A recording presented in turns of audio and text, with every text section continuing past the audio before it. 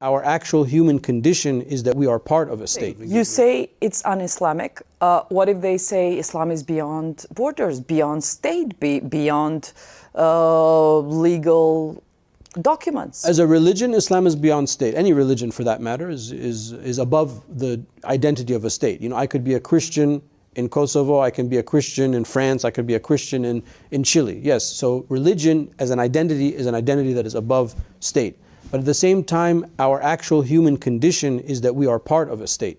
And that's what the Prophet, peace be upon him, established when he went to Medina, and he established the state of Medina, and there were borders, and there were rules, and rule of law, etc. So according to that, must a true Muslim person respect only Medina, or do you respect your own state? No, you have to respect your state. As a matter of fact, the Prophet, peace be upon him, condemned the person who fights under a blind banner, rayatu amya.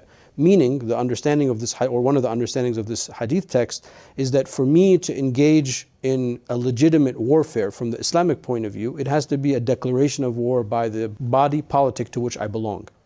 Dr. Elgawhary, I particularly want to stop here because we had people after 2000, when Kosovo got liberated and became open to, for the first time, to all religions after socialism.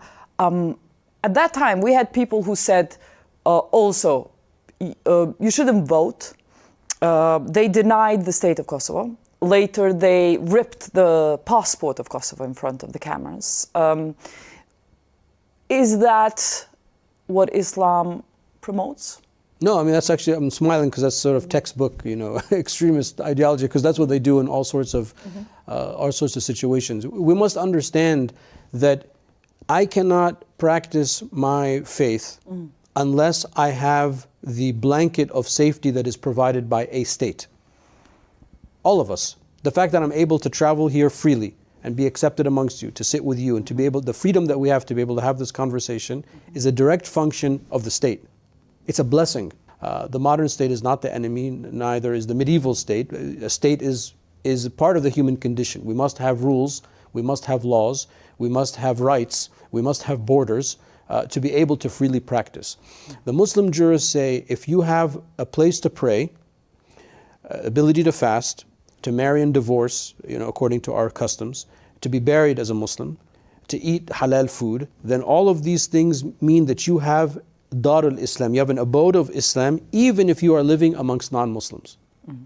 So for us to be able to practice freely, any faith for that matter, we must have this blanket of security. So the state is a blessing that is part of the necessity of a dignified life.